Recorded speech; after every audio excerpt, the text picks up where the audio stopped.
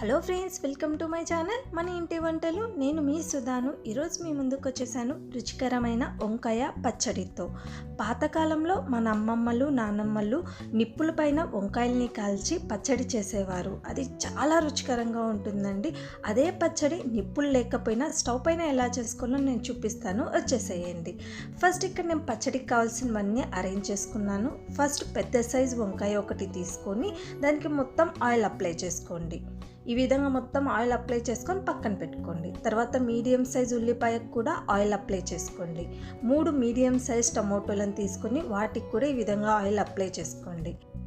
మీరు ఎంతైతే కారం తినాలనుకుంటారో అన్ని పచ్చిమిరపకాయలని తీసుకొని వాటికి కూడా ఆయిల్ అప్లై చేసుకొని పక్కన పెట్టుకోండి. తర్వాత వంకాయ కాల్చుకోవడానికి రోటీ కాల్చుకునే స్టాండ్ ఉంటుంది కదా, అది పెట్టుకొని దానిపైన ఈ విధంగా వంకాయని పెట్టండి. మీడియం ఫ్లేమ్లో పెట్టుకొని వంకాయ చుట్టూ బాగా కాలేంత వరకు వెయిట్ చేయండి. ఒకవేళ మీ దగ్గర ఇటువంటి స్టాండ్ లేకపోయినా మీరు డైరెక్ట్గా ఫ్లేమ్ పైన వంకాయని పెట్టుకోవచ్చు. ఇలా బాగా వంకాయ కాలిన తర్వాత మధ్య మధ్యలో ఈ విధంగా ఘాట్లు పెట్టుకొని దీని మధ్యలో వెల్లుల్లి రెబ్బల్ని పెట్టుకోవాలి. ఇక్కడ నేను 7 నుంచి 8 వరకు వెల్లుల్లి రెబ్బల్ని ఈ విధంగా మధ్యలో వంకాయకి స్టఫ్ చేస్తున్నాను. ఇలా మొత్తం పెట్టేసి మరో నిమిషం పాటు వంకాయని బాగా కాల్చుకోండి. ఇలా పూర్తిగా నల్లగా అయిపోయిన తర్వాత ఒక ప్లేట్లోకి తీసి చల్లారనివ్వండి.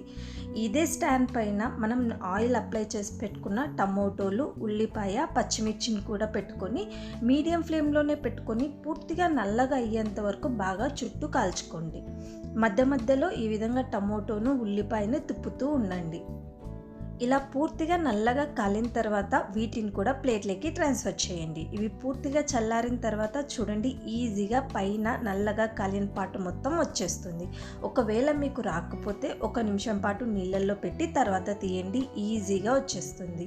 ఇదే విధంగా టమోటోకి, ఉల్లిపాయకి ఉన్న నల్లగా కాలిన పాటు మొత్తం రిమూవ్ చేయండి.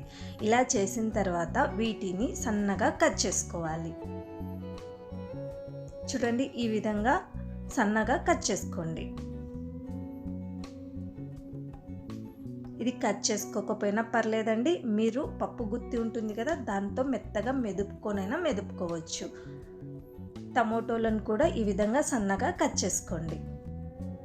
ఇదే విధంగా ఉల్లిపాయను కూడా కట్ చేసుకోండి. ఇందులోనే మనం కాల్చి పెట్టుకున్న పచ్చిమిర్చిని కూడా సన్నగా కట్ చేసుకొని వేసుకోండి.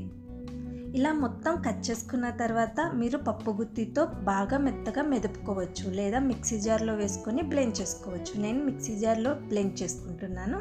ఇందులోనే చిన్న నిమ్మకాయ సైజ్ అంతా చింతపండును వేసుకోండి. రుచికి తగినంత ఉప్పు, చిటికెడు పసుపును వేసుకొని మూత పెట్టేసి మరీ మెత్తగా కాకుండా కొద్దిగా కచ్చా పచ్చాగా బ్లెండ్ చేసుకోండి. ఒకవేళ మీ దగ్గర రోల్ ఉన్న రోట్లో వేసుకొనైనా దంచుకోవచ్చు. ఇలా బ్లెండ్ చేసుకున్న తర్వాత ఈ పచ్చడికి పోపు పెట్టుకోవాలి. దానికోసం స్టవ్ పైన ప్యాన్ పెట్టుకొని అందులో 3 టేబుల్ స్పూన్ల వరకు ఆయిల్ని యాడ్ చేసుకోండి. ఆయిల్ హీట్ అయిన తర్వాత 1 టేబుల్ స్పూన్ పోపు దినుసులు వేసుకోవాలి. ఇందులోనే 2 ఎండుమిరపకాయలు, కొద్దిగా కరివేపాకును కూడా వేసుకొని మీడియం ఫ్లేమ్లోనే పెట్టుకొని పోపు లైట్గా కలర్ మారే వరకు ఫ్రై చేసుకోండి. ఇలా లైట్గా కలర్ మారిన తర్వాత మనం గ్రైండ్ చేసి పెట్టుకున్న పచ్చడి మొత్తం ఇందులో వేసుకోవాలి. ఒకసారి బాగా కలుపుకోండి.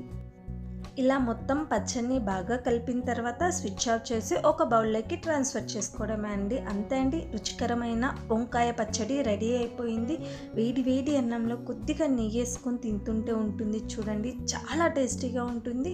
మీరు ఎప్పుడు ఈ విధంగా ట్రై చేయకపోతే డెఫినెట్గా ఒకసారి ట్రై చేసి మీకు ఎలా వచ్చిందన్నది నాకు కామెంట్ సెక్షన్లో చెప్పండి.